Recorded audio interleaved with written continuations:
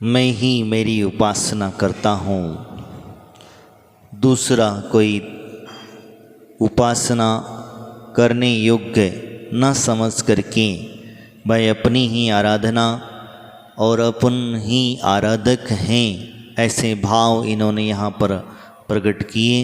भाई ये व्यवस्था बताते हुए आगे कहते हैं कि बिना संयम के आत्मा की अनुभूति नहीं होती। बिना संयम के आत्मा की अनुभूति नहीं होती। इस विषय में चर्चा करेंगे।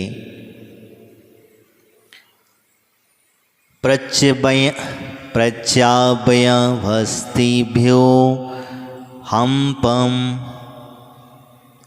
माएव मयि स्थितं बोधात्मनां प्रपन्नो स्मे परमानंदिनी व्रतम।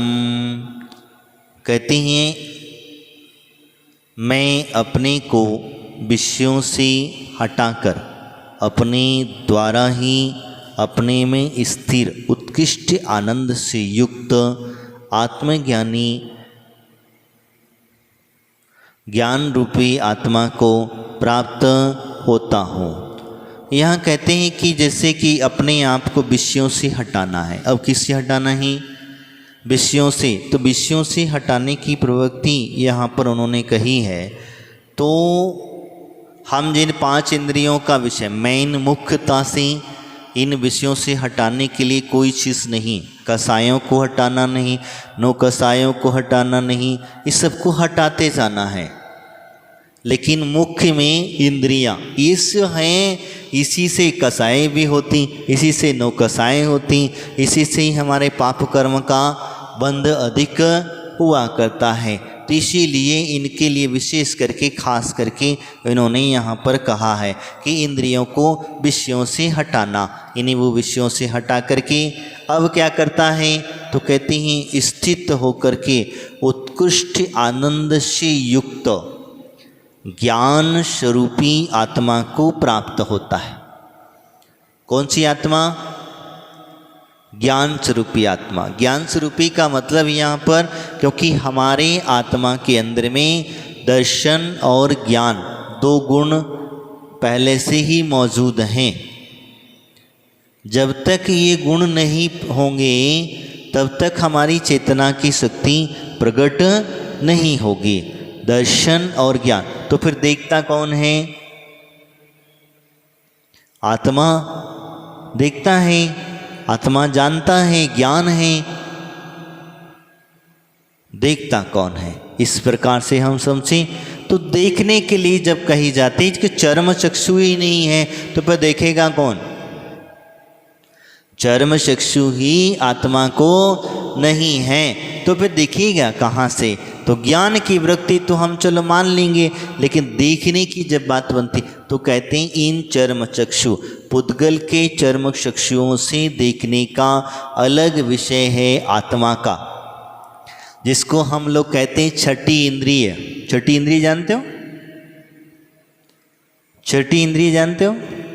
अपना सेंसर, यानी कि जो 5 इंद्रियों के अलावा भी एक इंद्रिय जो होती हैं, वो इंद्रिय जो हैं अपने आप जब जागृत हो जाती हैं तो अपने आप अनुभव में आने लगता है। जैसे आपके यहाँ 5 इंद्रिय, इन 5 इंद्रियों से परे होती है, जिसको हम लोग आज्ञा चक्र के माध्यम से जानते हैं। जैसे हिंदू लोगों में आज्ञा चक्र, जब ये जग जाती हैं, समझना बात को, ये जब जागृत हो जाती हैं तो फिर आपको अपने आप ही सामने वाले की, चाहे मन की बात कहो, दूसरों की बातें कहो, कैसी भी कोई चर्चा हो या हम किसी के बारे में कुछ जानना चाहते तो उसकी पूरी डिटेल्स हमारे सामने आ जाया करती। एक तरह कंप्यूटर की तरह काम करती है ये।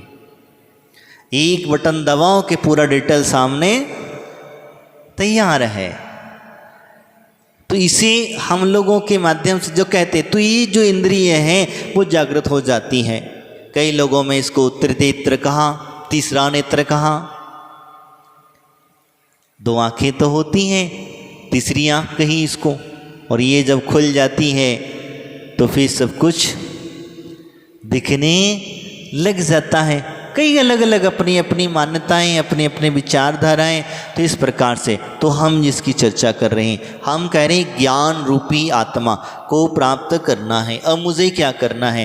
तो इन कहने की बाह्य इंद्रियों को बस में करना है, बाह्य इंद्रियों को विषय कसाय से हटा देना है, और अंतर स्थित जो है अब अपने अंदर में ध्यान लगा देना है। क्या करना?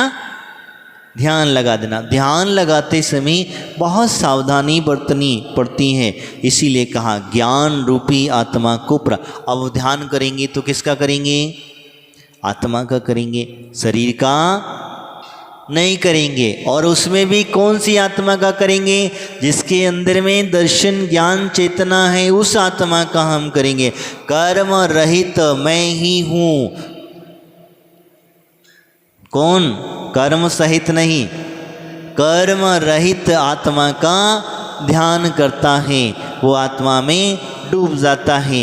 वही उसको ज्ञानी की परिभाषा दी गई है, यानी कि बाह्य ज्ञान की आवश्यकता नहीं है, बाह्य शास्त्रों की यहाँ आवश्यकता नहीं है, केवल ज्ञान की आवश्यकता नहीं है। ये तो बिना केवल ज्ञान के ही प्राप्त होता है, क्योंकि हम स्वयं ही ज्ञान में हैं। तो कल से अपने आप को अज्ञानी, कल से अपने आप को अज्ञानी मत कहना, क्योंकि हम लोग जो अज्ञानी कहते हैं अपने आप को, ये अपनी आत्मा का आवरण डालते हैं। हम अपनी आत्मा के ऊपर आवरण डाल, जब तुम स्वयं आत्मा ज्ञानी है तो बाकी के ज्ञान की क्या आवश्यकता तुमको? सारा ज्ञान एक तरफ है और एक आत्मज्ञान एक तरफ है। और जिस व्यक्ति को आत्मा का ज्ञान हो जाता है, उस जीव को बाह्य ज्ञान की आवश्यकता नहीं है।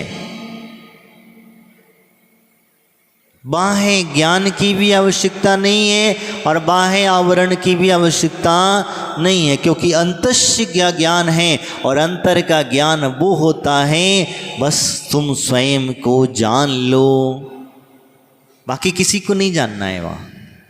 और तुमने जिस दिन तुमने अपने आप को जान लिया, समझ लिया और देखने लग गए, उसी दिन तुम समझ लेना सबको जान लिया। क्योंकि तुम में और हम में कोई अंतर है क्या?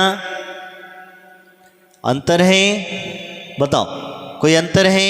बस अंतर है कि आपका परिग्रह का त्याग नहीं है और हमारा परिग्रह का त्याग है। लेकिन आत्मा की जब दृष्टि से देखने जाएंगे तो तुम्हारी आत्मा जैसी है वैसी ही हमारी आत्मा है।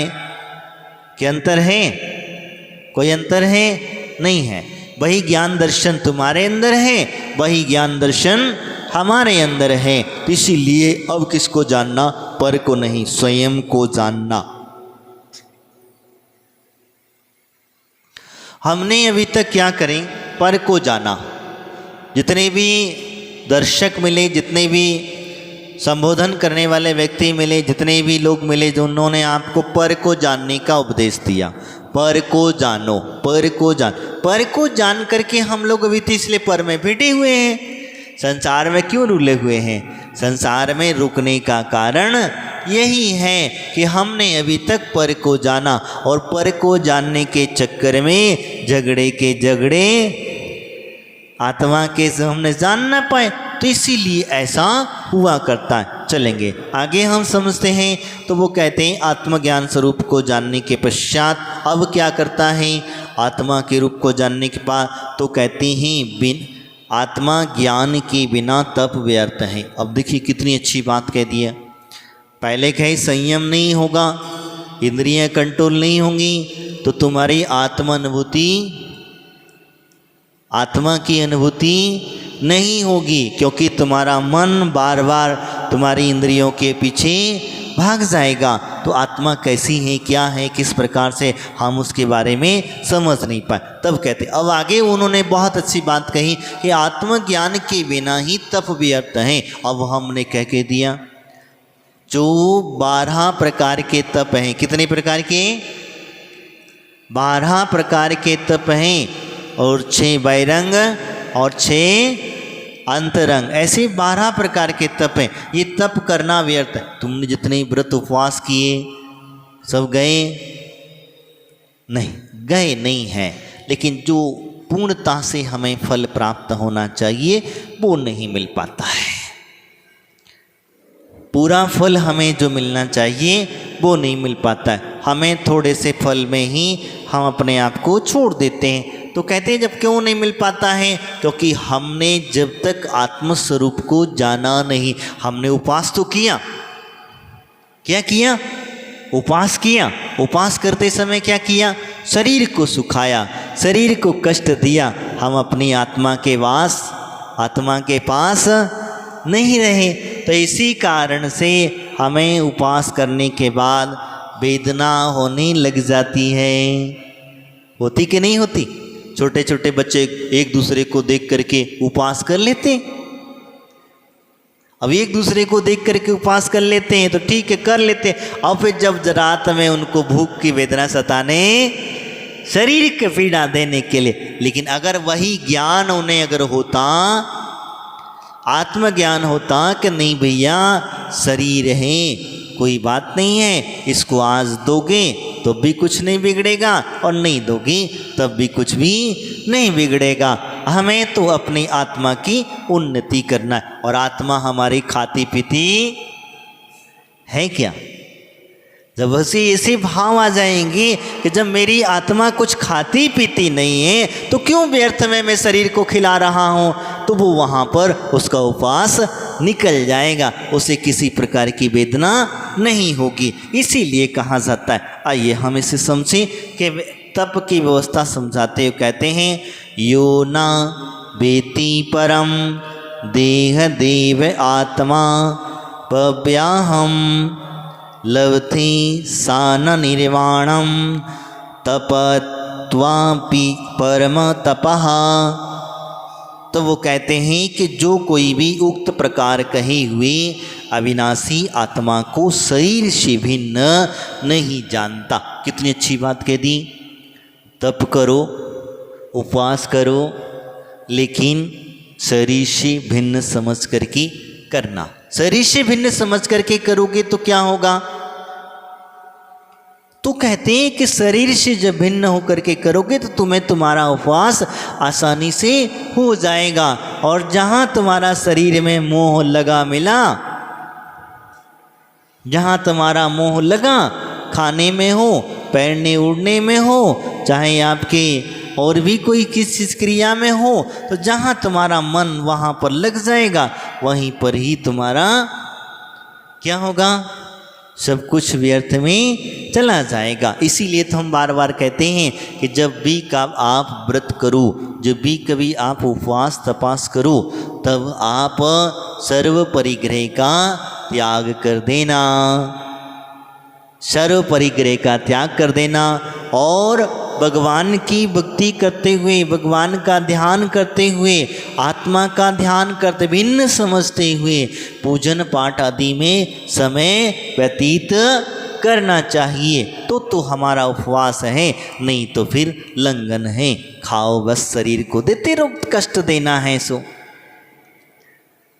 नहीं तो फिर क्या है? लंघन है। अब आप लोग क्या करते हो? सुबह जैसे आए, पूजा करी, हो गया काम, घर चले गए, घर में घर गृहस्थी का काम करने लग गए। तो तुम्हारा तो हिंसा आदि का त्याग करना चाहिए। भाई तुम हिंसा कर, और ज़्यादा पाप कर रहे हो। इसीलिए व्रत के दिनों में हिंसा प्रवृत्ति वाले कार्य बिल्कुल नहीं करना चाहिए। भले ही खाना बना, क्योंकि जब खाना नहीं है तो बनाना क्यों? घर में जाड़ा बुहारी क्यों करना? क्योंकि इसमें ज़्यादा जीवों का घात होगा। हम व्यर्थ में पानी आदि क्यों ढोलें, बर्तन आदि क्यों मांजें, व्यापार आदि हम क्यों करें? जब भोजन ही नहीं करना है तो फिर ये सब क्रिया, लेकिन क्या करेंगे? और जा करके दुकान जाके बैठ जाएंगे। ऑफिस वाला कहे नहीं हमें दुकान जाना, दुकान पर जाके बैठना है, वहाँ से बैठेगा, उसको समय मिला शाम को घर पे मिलेगा तो घर पे, क्योंकि खाना तो है नहीं है तो घर पे, और उसमें लगा तो अधिक उसमें लिप्त हो जाता है। तो हमें लिप्त नहीं होना है, इस बात का विशेष करके ध्यान में रखें। आइए हम समझते हैं अविनाशी शरीर की आत्मा भिन्नता को जानने के लिए परम उत्कृष्ट तप को करता। तप कितने प्रकार के? 12 प्रकार के। 12 प्रकार के तपों में 6 बहिरंग और 6 अंतरंग। बाह्यरंग में कौन से? अनशन, व्रत परिसंख्यान, रस परित्याग, अमोदरिक, विविक्त सय्यासन और काय कलिश। ये कितने हो गए? 6 हो गए। अनशन का मतलब हमें खाने का त्याग कर देना, इसको कहते हैं हम लोग अनशन पर बैठ गए हैं। अब भूख हड़ताल जिसको कहा जाता है, भूख हड़ताल कर दो, अचानक कर दो, नहीं अब नहीं खाएंगे। और जब हम अचानक भूख हड़ताल कर देंगे ना, तो इसे अंदर रखना कि आपके शरीर को भी पता चल जाएगा कि हाँ इसने भूख हड़ताल कर दी, अब मिलने वाली नहीं है। अब जब नहीं मिलेगा तो अपने आप ये मांगेगा भी नहीं। ये विशेषता समझना, ये मांगेगा भी नहीं, क्योंकि जब तुमने कह दिया कि मैंने खाने का त्याग है, हाँ कहीं कुछ रसोई में बन रहा हो, सुगंधित आ रही हो, तो फिर जरूर कुछ कह नहीं सकते उसके लिए। तो अगर भी उस समय पर कुछ कह नहीं सकते, इसीलिए कहा। आगे का व्रत परिसंख्यान। व्रत परिसंख्यान का मतलब होता है जहाँ हमारे मुनिराज चर्या को लिए निकलते हैं तो कुछ न कुछ नियम लेकर के निकला करते, बिना नियम के वो चर्या करने नहीं जाया करते। ये विशेषता समझना। चाहे आप किस तरीके से भी साधु का आहार कराइए, लेकिन साधु अपनी चर्या में जब जाएगा, आहार चर्या को जाएगा, तो कोई ना कोई नियम जरूर लेकर के जाएगा। ये विशेषता समझना। आगे उन्होंने कहा रस परित्याग। क्या कहते हैं? रस परित्याग। 1 रस, 2 रस, 3 रस आदि जो हैं इनको छोड़ करके आहार ग्रहण करना। क्या करना? भोजन करना। इसके लिए कहा जाता है रस परित्याग। अमोदोरीय। अमोदोरीय का मतलब होता है भोजन से कम खाना, भोजन से कम खाना चाहिए। नहीं अमोदोरीय तप हुआ करता है, चाहे आप 1 गिलास का भी क्यों ना कम खाओ, चाहे 1 रोटी का कम खाओ, 2 रोटी का कम खाओ, कम खाना ही अमोदोरीय तप हुआ करता है। विविक्त सय्यासन। विविक्त सय्यासन का मतलब होता है अनेक प्रकार की आसन लगाना, एक आसन से सोना। क्या होता है? एक आसन से ही सोना। जैसे 1 करवट सो गए तो सो गए, 2 घंटे, 4 घंटे, 6 घंटे जितनी भी आपको नींद निकलती है वो एक ही करवट, दूसरी करवट नहीं बदलेंगे। और जब बदलेंगे तो कहते हैं उठ करके पीछे आदि का प्रमार्जन करके वहीं। अब तो खुले में पहले सोआ करते थे, अभी तो खुले में को साधु सोते नहीं। पहले जो हमारे मणिराज हुआ कर जंगल आदि में रहा करते थे तो वो एक आसन से, एक करवट से सोया करते थे। और एक करवट से सोने के पश्चात वो दूसरी करवट जब बदलते थे तो उठ करके पीछे से परिमार्जन करके। क्यों मार्जन करते थे? क्योंकि कहीं सोते समय कोई जीव जंतु न आ गया हो, उसी वजह से वो वहीं उठ करके उसका परिमार्जन करके कायोत्सर्ग करके फिर उसका वापस अगर लेटना हो तो लेट जाते थे। ऐसा उनका प्रावधान हुआ करता था। तो इसीलिए उसका नाम है, क्या पढ़ रहे हैं हम? हाँ, विविक्त सय्यासन। समझ में आया? काय कले, शरीर को कष्ट देना। कैसे कष्ट दोगे? अलग अलग आसन लगा करके, वज्रासन हो, खड्गासन हो, सुखासन हो, जिस तरीके से हो सके हमारे आत्मा का ध्यान होना चाहिए। कुल मिलाकर के एक ही चीज़ से हमारा उद्देश्य है कि हमारी आत्मा का ध्यान कैसे हो, ये जरूरी है। बाकी हमें कोई लेना देना नहीं है, बाकी तपों से कोई विशेष। तो इसलिए ये जो तप है, तप करते समय आत्मा का ही ध्यान करना, शरीर के प्रति ममत्व नहीं रखना, शरीर से ममत्व का त्याग करना, आदि आदि व्यवस्था उन्होंने यहाँ पर कहा है। तो इसीलिए वो कहते हैं ये भिन्न है। जब आप भिन्नता जान लोगे तो इन तपों को सहजता से कर लोगे। जब तक भिन्नता नहीं आएगी तब तक हमें ये तप धारण करने में बड़ी कष्ट होगा। अरे बताओ, 24 घंटे के छोड़ो 48 घंटे में कुछ नहीं मिलता, क्या होगा? यही भाव आएंगे। हमारे मणिराज जो है 48 घंटे से कुछ नहीं खाए पिए हैं, लेकिन मुनिराज अपने आप पे आनंदित है। वो कहीं रोक के नहीं बैठा हुआ, अरे यार आज उपवास है, मुंह लटका के नहीं बैठा रहेगा। समझ में आया? वो मुंह लटका के नहीं बैठा रहेगा, वो तो प्रसन्न चित्त रहेगा। क्यों प्रसन्न चित्त रहेगा? क्योंकि वो अपने शरीर में स्थिर नहीं, वो अपनी आत्मा का भिन्नता जानते हैं। तो इसीलिए वो कहे हमने खाना नहीं दिया, शरीर को नहीं दिया, आत्मा को कोई खाने की जरूरत नहीं है। इसीलिए समझना। आगे हम समझते अंतरंग प्रायश्चित जो कहा जाता है, अंतरंग प्रायश्चित 6 कहें, प्रायश्चित, विनी, वैयावृत्ति, स्वाध्याय, वित्सर्ग और ध्यान। ये क्या हो गया? अंतरंग प्रायश्चित है, मतलब अंतरंग वो है, तप है। अब अंतरंग तपों के अंदर में क्या होता है? प्रायश्चित। प्रायश्चित क्या होता है? अपने दोषों की आलोचना पूर्वक गुरु ने जो प्रायश्चित दिया है उसका नाम है प्रायश्चित। किसने दिया है? किसने दिया है? याद रखना, गुरु ने प्रायश्चित जो दिया है उस प्रायश्चित को करना, उसका नाम है प्रायश्चित नाम का तप। अब तुम लोग क्या करते हो? प्रायश्चित की बारी आई तो क्या करते हो? गलती करने के बाद भगवान के सामने हाथ जोड़ते हैं, भगवान जी मैंने ऐसे ऐसा किया, और उसके बदले में अपने ही मन से अपने ही बोल डालते हो, 1 माला फिर लेना, 2 माला फिर लेना। हम स्वयं अपने मन से प्रायश्चित नहीं कर सकते। ध्यान रखिएगा, कभी भी अगर हम अपने तरीके से अपने मन से प्रायश्चित करते हैं तो ये बिल्कुल भी गलत है, आपका प्रायश्चित नहीं गिना जाएगा।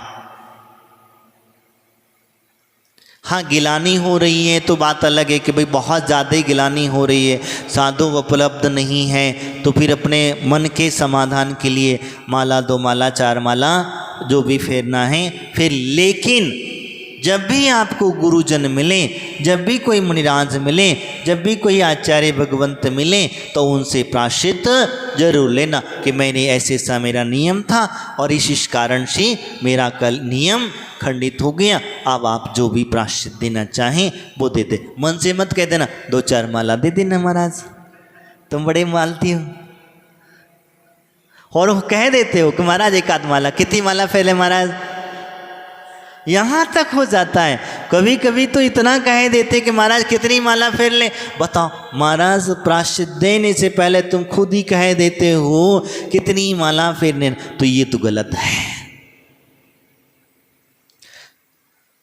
गुरु ने जो प्रायश्चित दिया है उसे सहर्ष स्वीकार करना, अपने मन से ऐसे नहीं कहना चाहिए। कह देते हो तो अज्ञानवशात। आगे कहा उन्होंने विनय। विनय क्या है? ये भी एक प्रकार का तप है। अब बताओ, प्रायश्चित को भी तप कह दिया और विनय को भी तप विनय कहते हैं। तो विनय हमारे यहाँ 4 प्रकार की विनय कही। कितनी? 4 प्रकार की विनय। 4 प्रकार की विनय में दर्शन विनय, ज्ञान विनय, चारित्र विनय और तप विनय। कितनी? ये 4 प्रकार की विनय हैं। अब इस दर्शन विनय का मतलब क्या होता है? जो सम्यक दृष्टि जीव है हमें उसकी विनय करना। समझ में आया?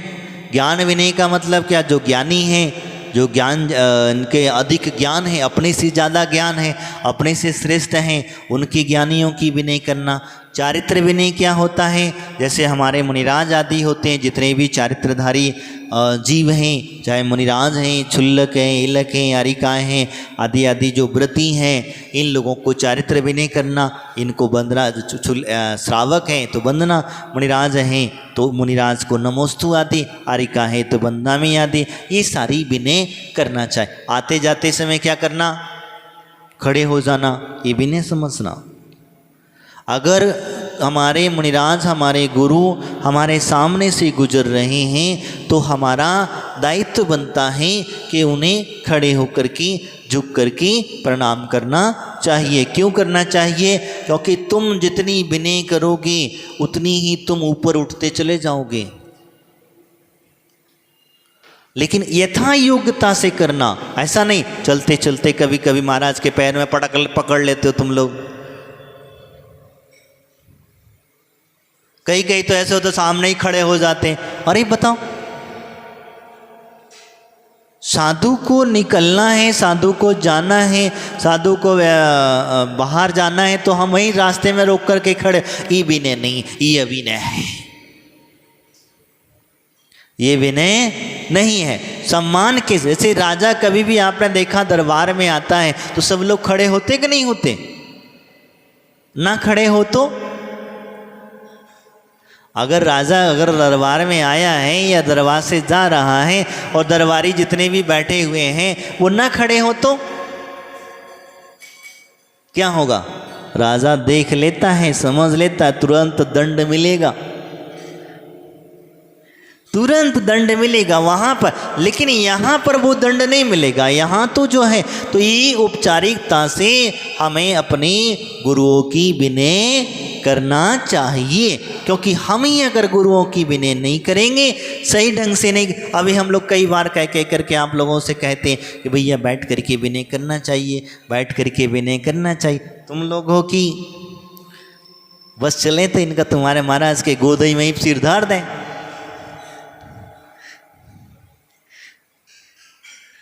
अब महाराज ऊंचाई पर बैठे हैं तो हम क्या करें, कैसे झुकें?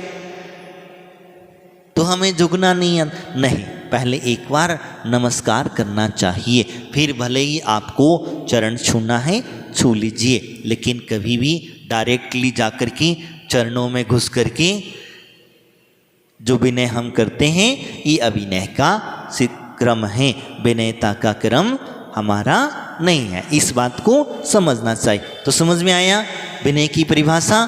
तप विनय का मतलब क्या होता है? जो तपस्वी हैं, तप करते हैं, उनकी विनय करना, यथा योग्य विनय करना। इसीलिए इन चारों की एक साथ और औपचारिकता से तीसरी चौथी एक औपचारिक विनय का भी एक प्रमाण मिला। तो हमसे जो बड़े हैं, क्या हैं? हमसे जो बड़े हैं उनका भी हमें विनय करना चाहिए। क्यों करना चाहिए? ये औपचारिकता के विनय हैं, उपचार विनय हैं। वो चाहे माता पिता हों, चाहे हमारे गुरुजन हों, चाहे और भी हमारे कोई भाई बंधु हों, तो अगर बड़े हैं तो उनको धोख आदि दे करके विनय करना, सम्मान करना चाहिए। तो इसलिए तप की परिभाषा में उसको लिया गया। आगे कहते हैं स्वाध्याय, विनय के बाद में वैयावृत्ति, ये भी एक तप है। वैयावृत्ति, वैयावृत्ति किसकी करना? किसकी करना? क्या वैयावृत्ति करोगे? वैयावृत्ति क्या करोगे? सिर्फ हाथ पैरों का मर्दन कर देना वैयावृत्ति? हाँ,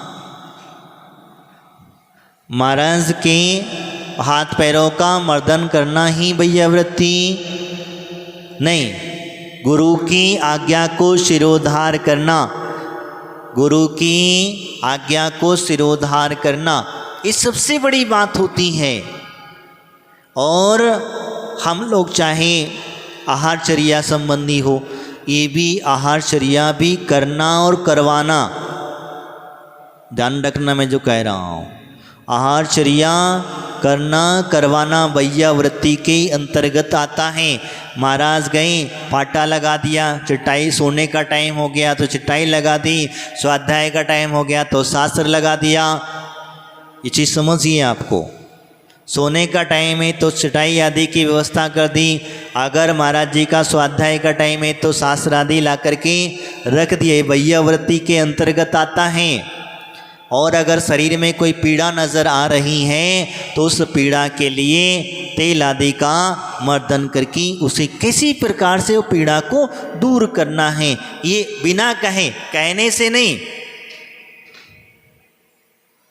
ये सारी चीज़ें जो है कहने से नहीं करी जाती, बिना कहे करी जाती हैं। अगर साधु को कोई परेशानी है तो औषधि आदि ला करके मुनिराज को आहारचर्या आदि में चला देना, आहार में कोई दिक्कत हो रही तो आहारचर्या को व्यवस्थित करवा देना, आदि आदि चीज़ें हैं। महाराज चौके में जाते हैं, आहारचर्या के लिए जाते हैं। अब तुम लोगों को लगता है कि हम आहार दे लें, सारा आहार हम ही करा दें, नहीं, एक गिलास भी देने को मिला तो हमारे लिए उपयोगी है।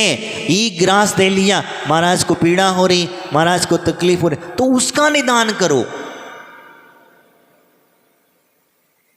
लोग क्या निदान नहीं खोजते, निदान में बुद्धि चलती नहीं है। हमें तो सिर्फ आहार देना है, बस उसी को ही हमको बहुत सारी वैयावृत्ति का पुण्य मिल जाएगा। नहीं भैया, ऐसा नहीं है। निदान खोजना चाहिए, बिना कहीं, बिना सोचे, बिना समझे तुरंत निदान खोद लेना। अगर मान के चलो जैसे मुझे बहुत ज़्यादा पीड़ा हो रही है, इधर पेट में दर्द, और महाराज तुम तो लो इधर मेरा पेट दुख रहा है, और तुम कह रहे हो नहीं रोटी खाओ, महाराज तुम तो ये जूस पियो। अरे तुम ये तो समझो कि महाराज का जब पेट दुख रहा है तो रोटी खाने की अपेक्षा पहले इसका निदान खोजो कि कपड़े आदि से दबा देना, या हाथ वगैरह आदि फेर देना, एसिडिटी अगर हो गई क्या है, ये चीज़ का निदान नहीं। तुम तो पियो, हमारे हाथ से नहीं लिए, हमारे हाथ से नहीं खाए। अरे तुम्हारा हाथ से नहीं खाए तो कोई बात, तुम चौके में आकर के महाराज के पैर दबा लिए तो इतना ही पुण्य कम है क्या तुम्हारा? तो वैयावृत्ति के अंतर्गत जो व्यवस्था कही तो यही कहा, साधु की आहारचर्या आदि जो है, शरीर आदि जो है स्वस्थ रहे। मेन कारण उद्देश्य क्या है? साधु का शरीर स्वस्थ रहे, जिससे कि उनका धर्म ध्यान होता रहे, धर्म ध्यान में किसी प्रकार की बाधा न आए, उसका नाम है वैयावृत्ति। समझ में आया? उसका नाम है वैयावृत्ति। अब तुम उसमें कुछ भी कर सकते हो, जैसे साधु आहार विहार की व्यवस्था, अब उसमें जाकर के कम चले जाते। अब हम लोग क्या करते, यही हम लोगों ने ये चीज़ अपने हाथों से करना चाहिए और अपने हाथों से ये व्यवस्थाएं बनानी चाहिए, तो जाकर के हमें आहार दान आदि का पुण्य मिलेगा, वैयावृत्ति का पुण्य मिलेगा। वैयावृत्ति का ही प्रभाव था।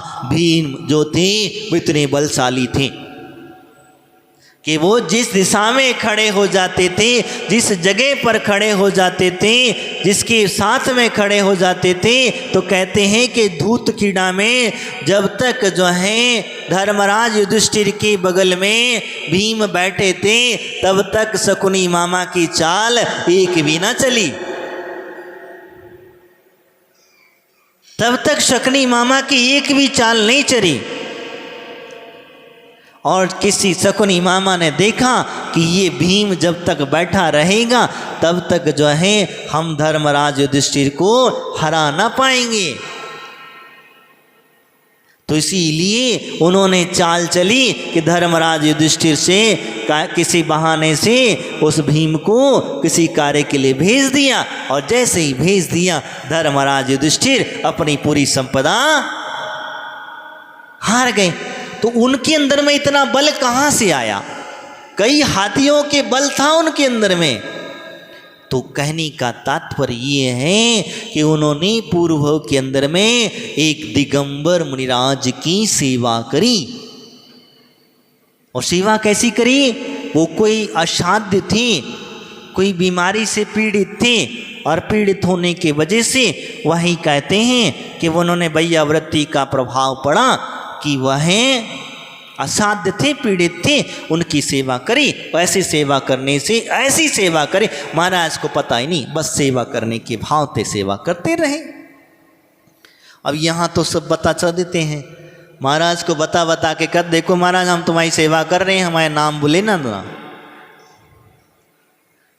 कई ऐसे श्रावक हैं जो सेवा करते हैं, महाराज की सेवा करते हैं, बस वो अपने नाम के लिए करते हैं, बाकी काम से कोई लेना देना, उन्हें काम से कोई लेना, सिर्फ नाम चाहिए, हमारा नाम कैसे हो, बस महाराज मंच से ही नाम पुकारते रहना। कई बार हमसे प्रेशर लाया, हमसे कहा जाता है महाराज तुम नाम क्यों नहीं लेते? मैंने कहा किसका नाम लूँ?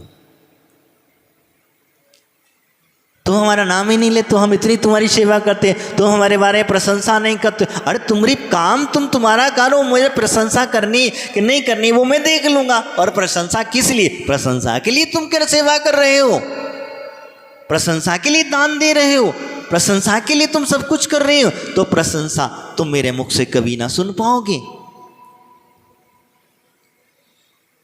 होंगे किसी तुम्हारे को प्रशंसा करके, तुमको फुला करके तुम्हारी जेब से पैसा निकालना हो, किसी से कोई कार्य कराना हो, मुझे कुछ काम ना, मुझे कोई क्षेत्र बनाना, ना कोई गिरी बनाना, ना कोई वो बनाना, तो जब मुझे चिंता किसकी है? तो ध्यान रखना, बिना प्रशंसा के योग जो कार्य तुम्हें आपसे जो चर्चा कर रहा था वैयावृत्ति, और वो वैयावृत्ति जब होती हैं वही हमारे लिए वैयावृत्ति का महत्व समझ में आता। लेकिन तुम लोगों ने आजकल वैयावृत्ति का अर्थ दूसरा निकाल डाला है। क्या? एक तेल की बोतल ले जाओ 5 रुपया की, ले जाके रगड़ के महाराज को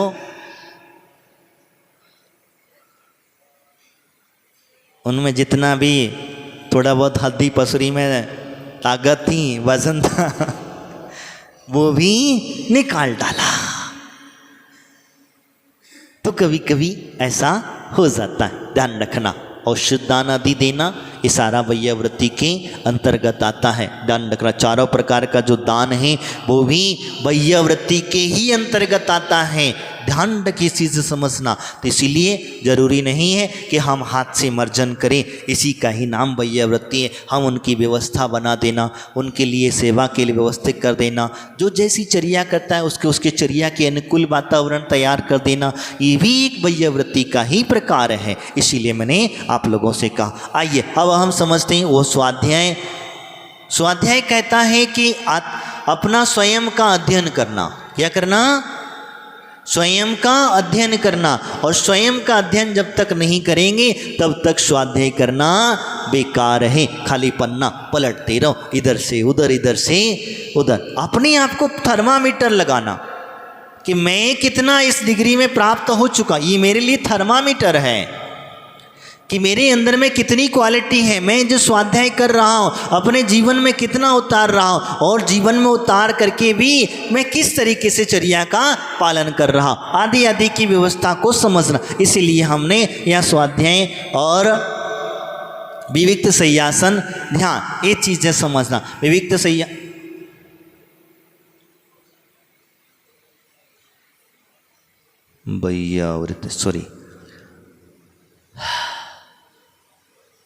विसर्ग है, वही सही पड़ गया मैं, जो है विसर्ग और ध्यान, यानी कि वास्तविकता विसर्ग का मतलब अंतरंग परिग्रह का त्यागी होना। क्या करना? अंतरंग और बहिरंग का त्यागी होना, उसका नाम ही विसर्ग और ध्यान। ध्यान आप लोग जानते हैं, 4 प्रकार का धर्म ध्यान और 4 प्रकार का शुक्ल ध्यान और 4 प्रकार का अर्थ ध्यान और 4 प्रकार का रौद्र ध्यान। अब कौन सा ध्यान करते हो ये तुम्हारे ऊपर है। अर्थ रौद्र करते हो या धर्म ध्यान करते हो या शुक्ल ध्यान करते हो, ये आप लोगों के ऊपर है। घड़ी का समय थोड़ा सा ज़्यादा हो चुका है, इस विषय के लिए हम और विस्तार से कल समझेंगे।